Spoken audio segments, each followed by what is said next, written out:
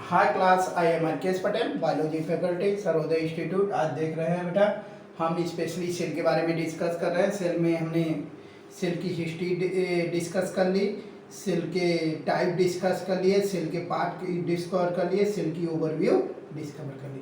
अब अपन सेल के जो स्पेशली ऑर्गेनेल वगैरह सेल के एक एक पार्ट को हम स्टडी करेंगे। तो सबसे पहला पार्ट जो हमें स्टडी करना है उसे हम बोलते हैं सेल मेम्ब्रेन। क्या बोलते हैं बेटा? स्पेशली हम बोलेंगे उसे सेल मेम्ब्रेन। जो सेल मेम्ब्रेन है इसका नाम, दूसरा नाम क्या है? Bio membrane. Bio membrane. और क्या बोल सकते हैं इसको बेटा? तो इसको हम लोग बोलते हैं प्लाज्मा मेम्ब्रेन। Plasma membrane.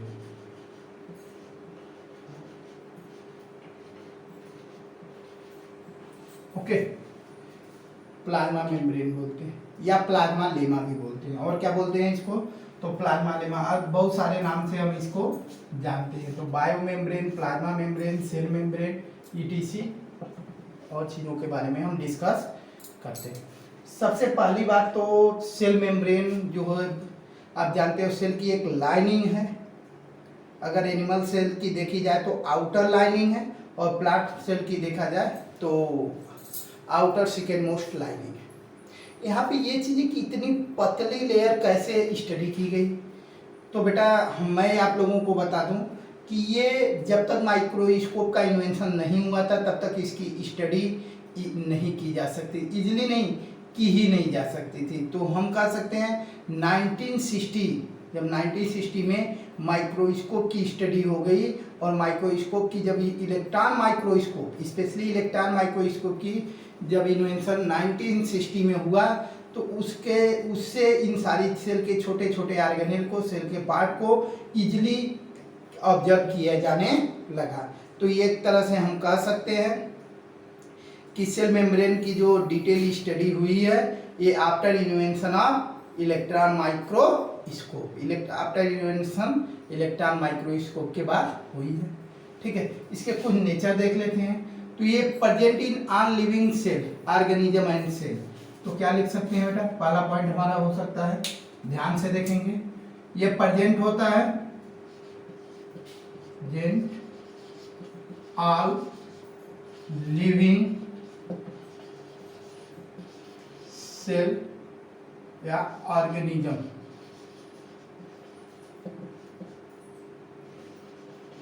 तो ऑर्गेनिज्म की हम बात कर रहे हैं, किसकी बात कर रहे हैं? ऑर्गेनिज्म की।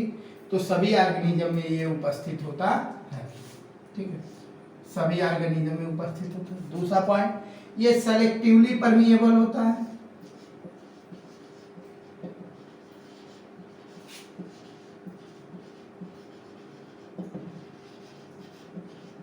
ये क्या होता है बेटा? तो ये सेलेक्टिवली परमिएबल होता है। ठीक है, ये क्या होता है? सेलेक्टिवली परमिएबल होता है। ओके, जो इसका नेचर है, मेन प्लाज्मा मेम्ब्रेन की नेचर की बात किया जा रहा है। और क्या होता है बेटा?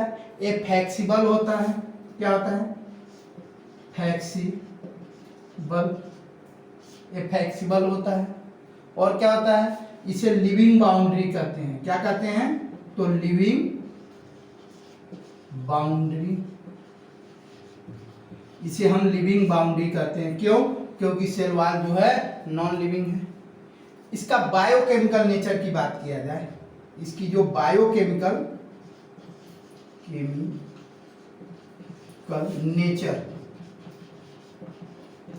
इसके बायोकेमिकल नेचर की बात की जाए बेटा, तो स्पेशली ये lipid, mostly lipid and protein का बना होता है। किसका बनाता है? तो ये लिपिड एंड प्रोटीन का बना होता है। ठीक है, इसकी स्टडी किस में की गई थी? तो इसकी स्टडी गई थी ह्यूमन आरबीसी पे। सिंगल सेल है जिसे एरिथ्रोसाइट कहते हैं। तो इसका बायोकेमिकल नेचर, ये क्वेश्चन यहाँ में मिल गया कि बायोकेमिकल नेचर कहाँ पे, किस पे स्टडी की गई थी? तो आरबीसी पे। यहाँ पे होते क्या है? इसके मोस्ट कंपोनेंट जो हैं वो पहला क्या है? तो लिपिड है। क्या बेटा, लिपिड है, प्रोटीन है एंड कार्बोहाइड्रेट, कुछ मात्रा में कार्बोहाइड्रेट है, मोस्टली लिपिड एंड प्रोटीन उपस्थित होते हैं। ठीक है, अगर देखा जाए तो लिपिड की जो रेशियो होती है, तो लिपिड की रेशियो लगभग 40% होती है। क्या, तो लिपिड। प्रोटीन, तो प्रोटीन जो होता है बेटा स्पेशली लगभग 52% होता है। और कार्बोहाइड्रेट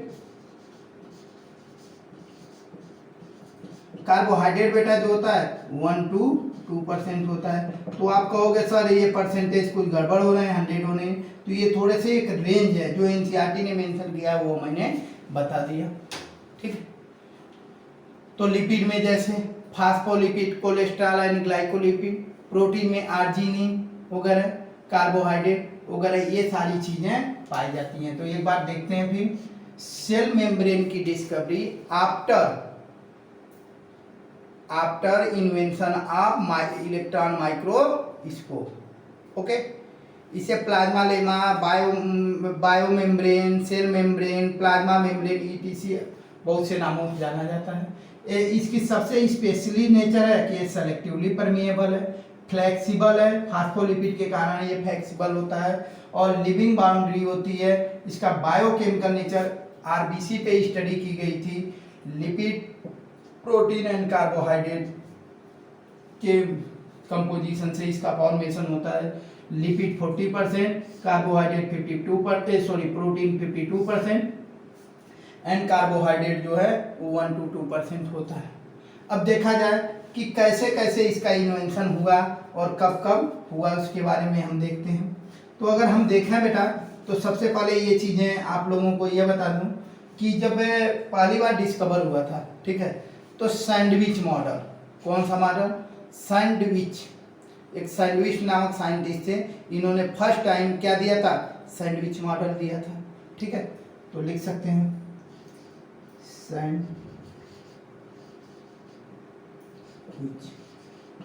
सैंडविच एंड कौन, और ट्राइलेमिनर मॉडल, क्या बोलते हैं इसे, सैंडविच आर ट्राइलेमिनर मॉडल बोलते हैं। इसे क्या बोलते हैं बेटा, तो सैंडविच या ट्राइलेमिनर मॉडल बोलते हैं। ठीक है, ट्राई, ओके, तो क्या बोलेंगे, ट्राइलेमिनर,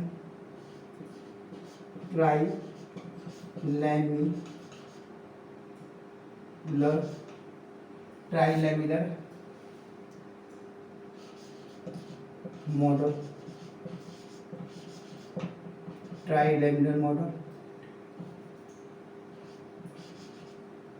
ठीक है, ट्राइलेमिनर मॉडल के बाद सैंडविच नामक साइंटिस्ट जो थे, इन्होंने फर्स्ट टाइम स्पेशली इसका इन्वेंशन 1935 में किया था।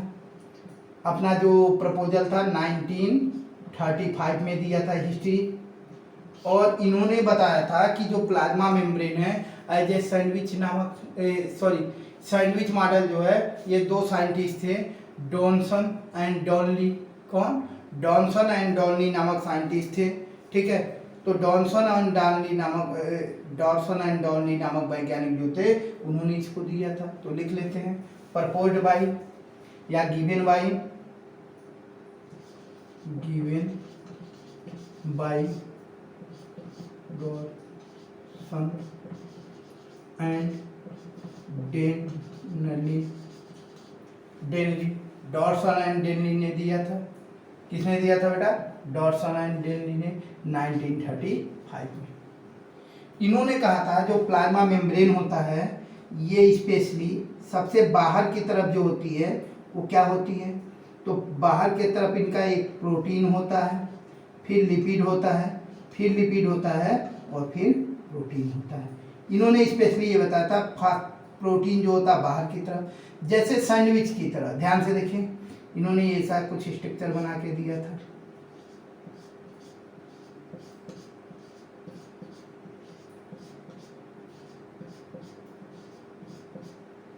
इस तरह से,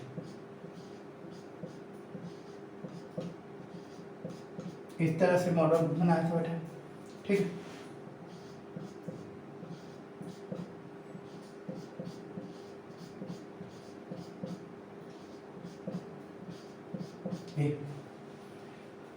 इन्होंने कहा कि ये जो दिख रहा है ये फास्फोलिपिड है। क्या बेटा? फास्फोलिपिड है। ये फास्फोलिपिड बाइलेयर फास्फोलिपिड है, बाइलेयर मतलब 2 लेयर है। इनके ऊपर इन्होंने ये बताया कि यहाँ पे ऐसे प्रोटीन होता है। क्या होता है? ऐसे प्रोटीन की लेयर उपस्थित होती है।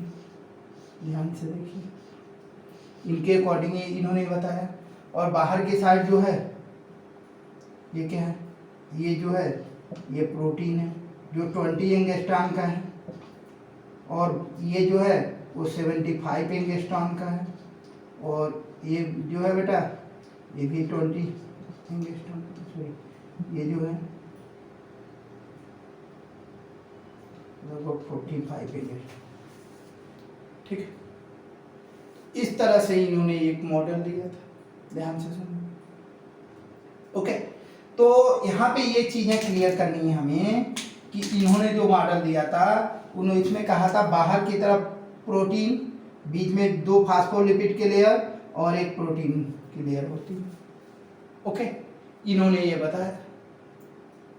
ठीक है,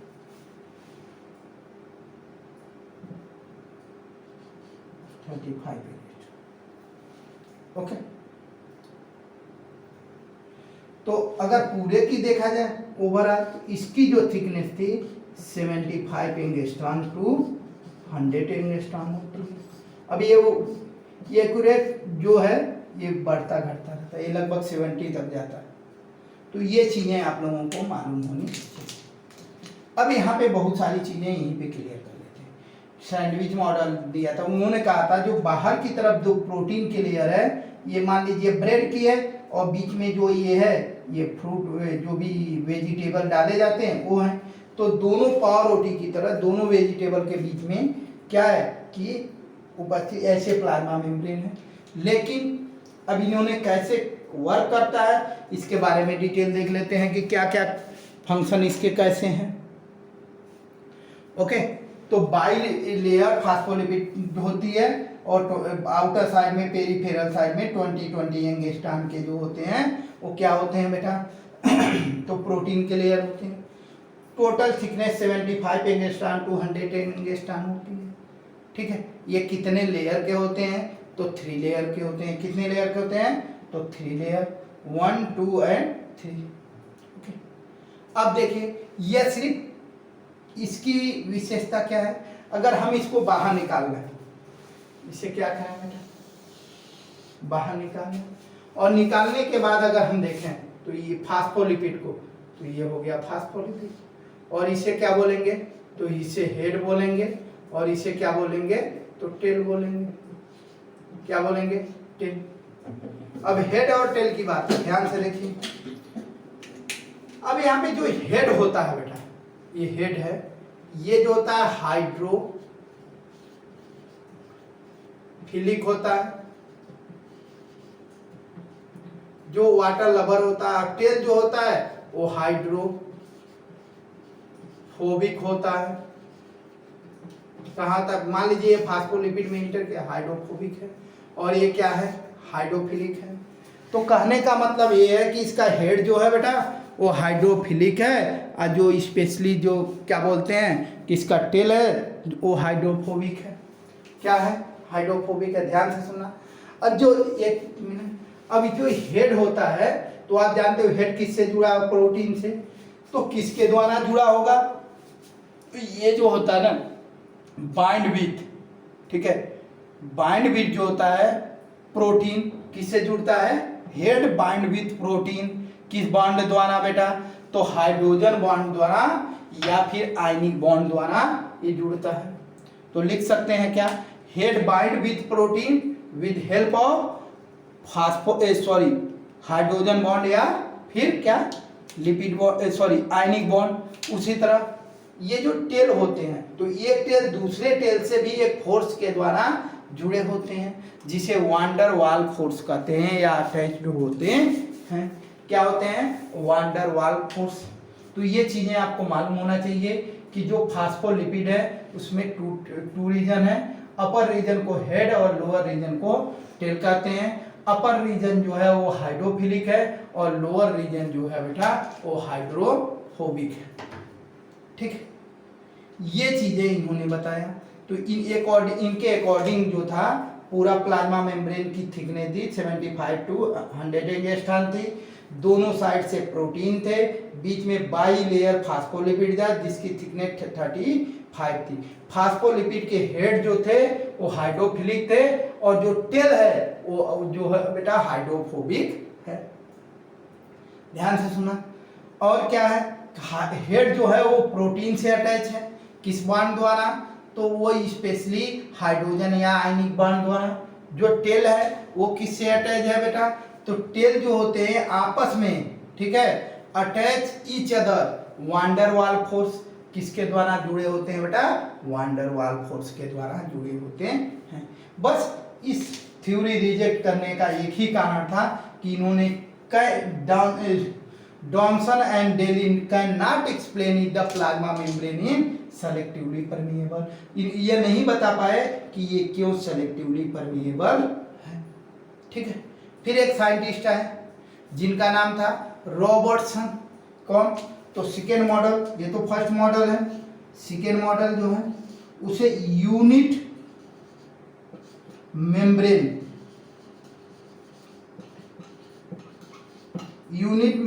मॉडल कहते हैं।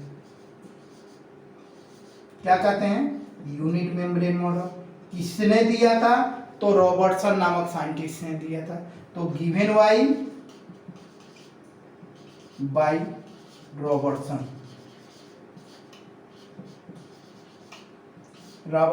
किसने दिया था बेटा, रॉबर्टसन ने। कब दिया था, तो 1959 में।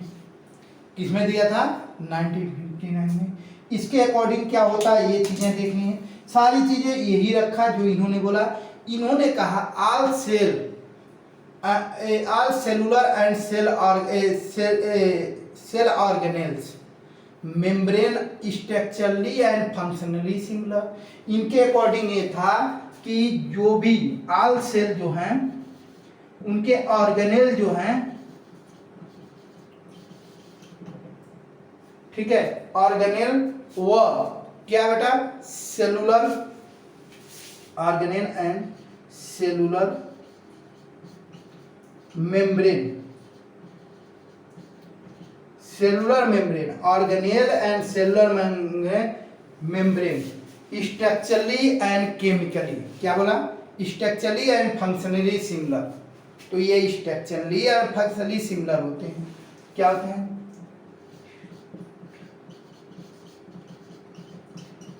एंड फंक्शनली क्या होते हैं बेटा, तो सेम होते हैं।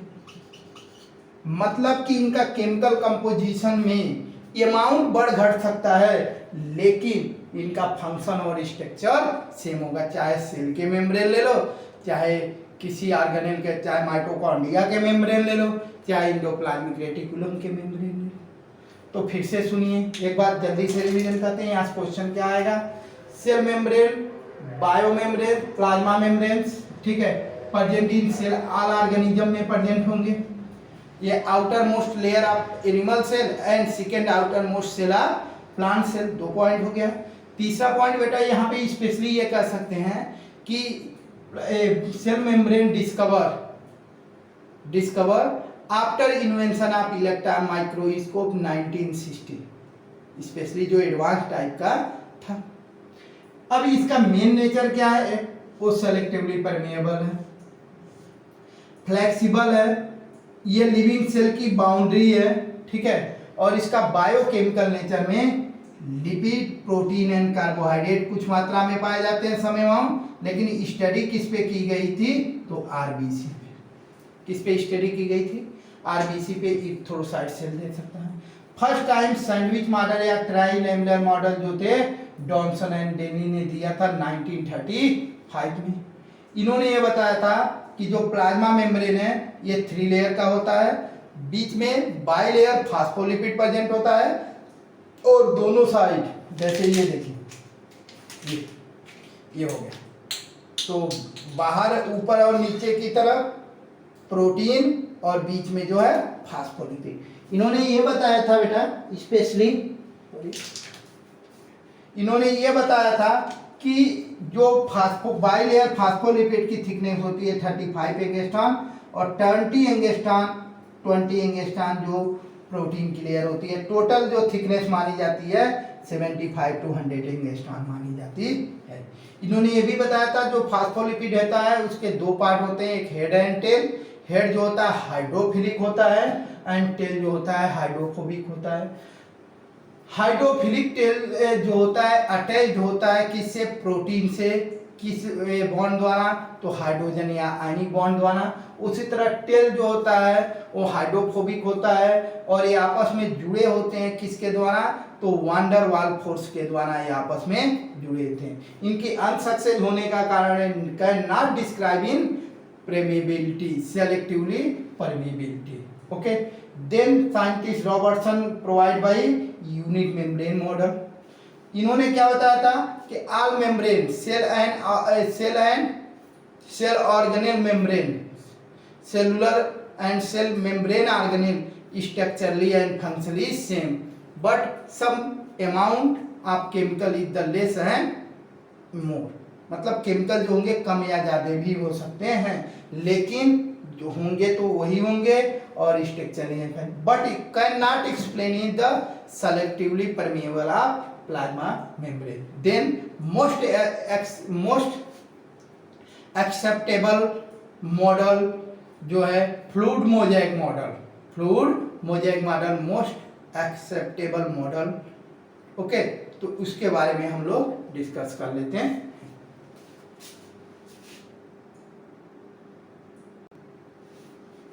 नेक्स्ट मॉडल जो है बेटा सबसे important model fluid and mosaic model.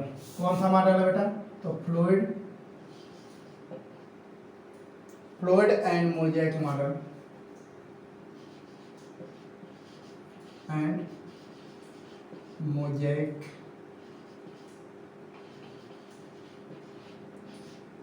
Model, fluid and mosaic model. ठीक है, गिवन बाय तो दो साइंटिस्ट थे जिनका नाम क्या है बेटा, सिंगर एंड निकोलसन। कौन, सिंगर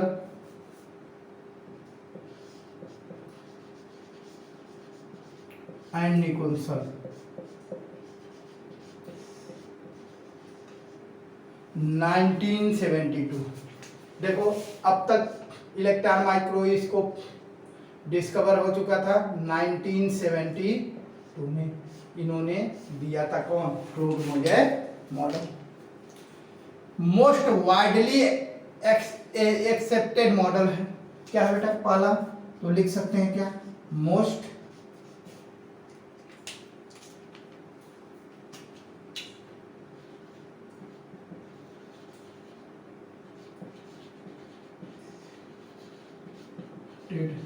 मॉडल। ठीक है, सबसे ज्यादा माने जाने वाला मॉडल माना जाता है। ठीक है, according to this model protein is the iceberg in sea of lipid. मतलब प्रोटीन जो होता है वो क्या होता है, आइसबर्ग की तरह होता है, बर्फ की सिल्ली की तरह होता है जो समुद्र में तैरता रहता है। ठीक है, इसकी स्टडी किस पे की गई थी, तो आरबीसी की मेम्ब्रेन पे की गई थी, ह्यूमन आरबीसी के मेम्ब्रेन पे की गई थी। इसका पोजीशन देखा जाए तो 40% जो था लिपिड था, लगभग 52% जो थे वो प्रोटीन थे और 1 से 2% जो थे वो कार्बोहाइड्रेट थे। ठीक है, इन्होंने क्या किया, ध्यान से देखो मॉडल पहले देखते हैं। तो ये हो गया इनका क्या, ऐसे ये फास्फोलिपिड की, इन्होंने ज्यादा चेंजिंग नहीं की उसमें। ये फास्फोलिपिड की बाइलेयर हो गई, क्या हो गई, फास्फोलिपिड की बाइलेयर। ये देखिए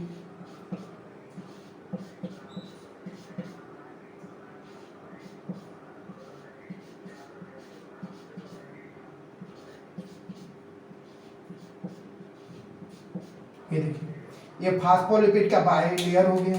अब देखिए प्रोटीन जो है वो दो के फॉर्म में एक कहता है इंट्रिंसिक प्रोटीन और एक होता है पेरिफेरल प्रोटीन। ये बाहर की तरफ प्रोटीन अंदर की तरफ है जिसे इंट्रिंसिक प्रोटीन कहते हैं, और ये टनल प्रोटीन का फॉर्मेशन करता है। किसका फॉर्मेशन करता है बेटा? एक चैनल बनाता है जिसे टनल प्रोटीन कहते हैं।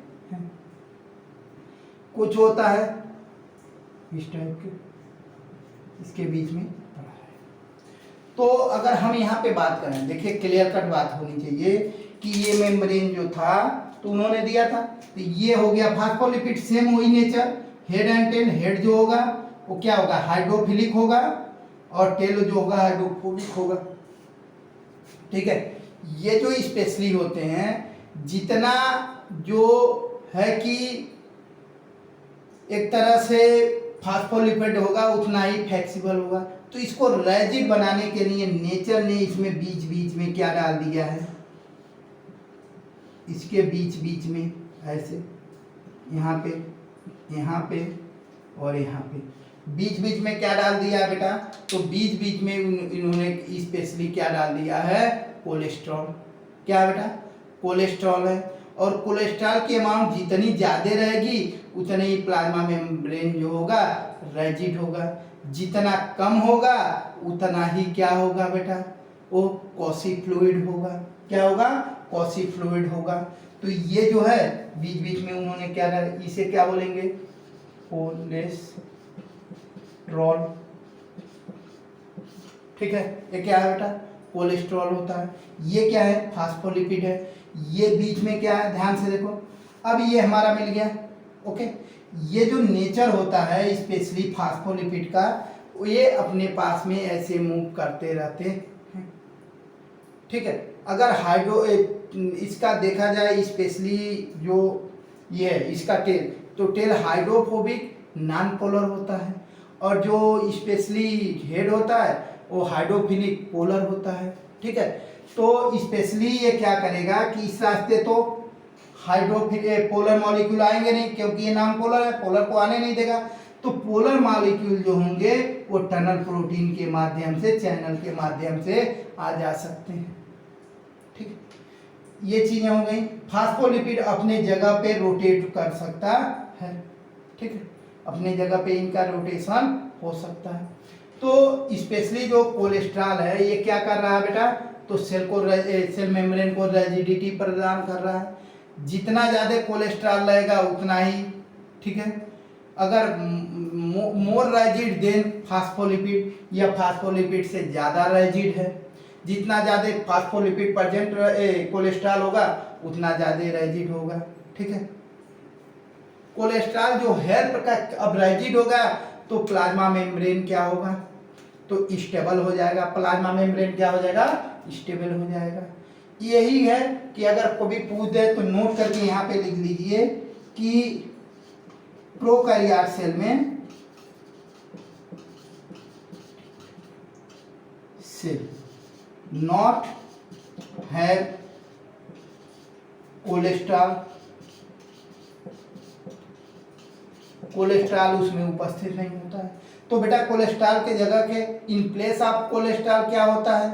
तो हिप्नोइड प्रेजेंट होता है। In place of cholesterol hopanoid present. तो दोनों में विशेष फर्क नहीं होता है, लेकिन अगर कभी पूछ दे तो ये पॉइंट आप लोगों के लिए इंपॉर्टेंट है। हिप्नोइड प्रोकैरियोट में और यूकैरियोट में कोलेस्ट्रॉल सेल मेम्ब्रेन को रैजिडिटी एंड स्टेबिलिटी प्रदान करता है। ओके, अब प्रोटीन की देखा जाए तो प्रोटीन जो होते हैं, ये तो हो गया फास्फोलिपिड। पहले क्या मैंने बताया? तो फास्फोलिपिड बाइपोलर होता है, इसकी थिकनेस 35 एंगस्ट्रॉम होती है। इसका हेड जो होता है हाइड्रोफिलिक एंड टेल जो होता है हाइड्रोफोबिक होता है। हेड पोलर होता है और टेल नॉन पोलर होता है।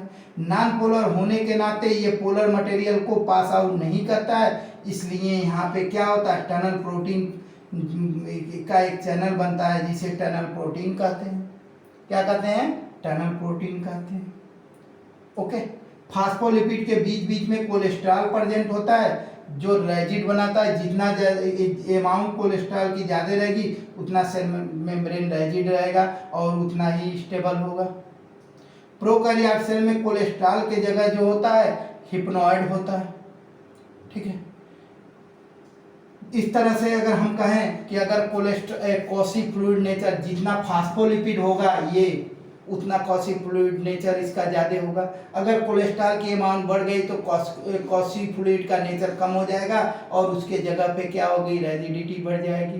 तो ये amount of cholesterol directly proportional in rigidity of plasma membrane या कॉसी fluid inversely proportional of cholesterol.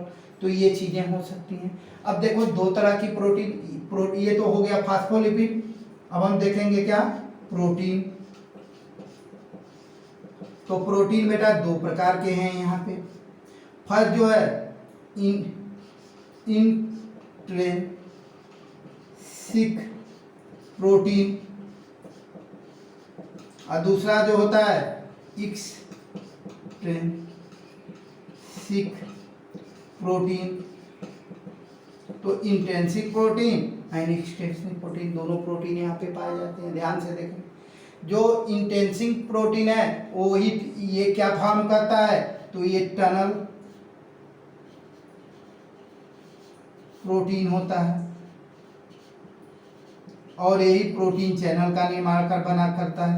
Made up protein channel.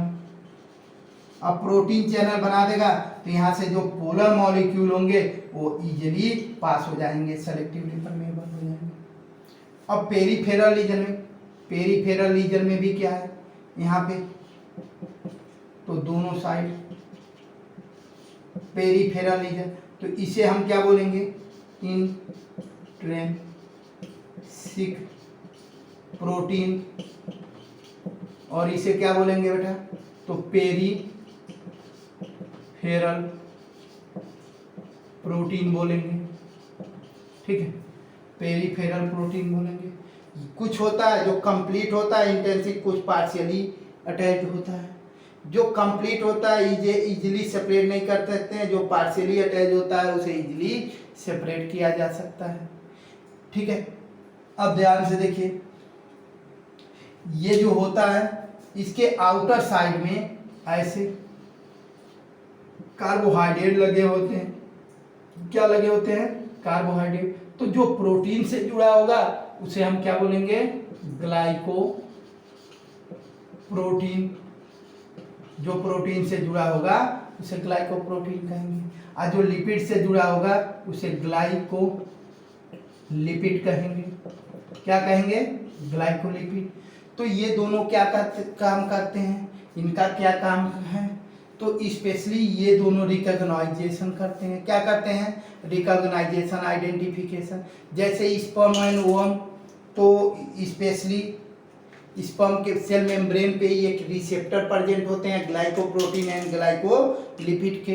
ये क्या करते हैं, आइडेंटिफिकेशन में हेल्प करते हैं। जैसे एंटीजन और एंटीबॉडी, ह्यूमन के एंटीजन और एंटीबॉडी में ये स्पेशली प्रेजेंट होते हैं। अगर कोई दूसरा आ गया तो उसको क्लॉट कर जाएंगे। उसी तरह स्पर्म एंड ओवम, स्पर्म और ओवम के ऊपर ये प्लाज्मा मेम्ब्रेन के ऊपर पाया जाता है, जिससे जो फर्टिलाइजेशन होता है वो सेम स्पेसीज का होता है।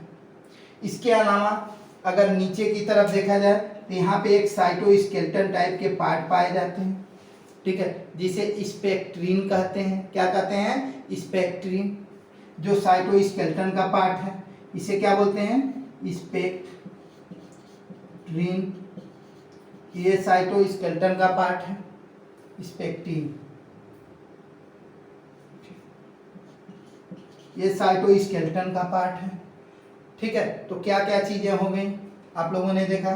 फास्फोलिपिड जो है ये मोस्ट एक्सेप्टेबल है। ये फास्फोलिपिड वाला जो मेम्ब्रेन मैंने बना रखा है आपको, ये 2 लेयर से, इसकी होल थिकनेस की बात की जाए तो ये ही 75 एंगस्ट्रॉम स्टैंडर्ड है। यहाँ तक कहीं कहीं पे 75 to 100 एंगस्ट्रॉम भी दे रखा है। क्या 100 एंगस्ट्रॉन भी दे रखा है। तो ये चीज़ें आप लोगों को मालूम होनी चाहिए। फास्फोलिपिड के लिए 35 और इसकी 20 होती हैं। यहाँ पे फास्फोलिपिड 35 एंगस्ट्रॉन का है। नेचर मैंने बता ही दिया कि क्या कहाँ पे क्या क्या चीज़ें होती हैं।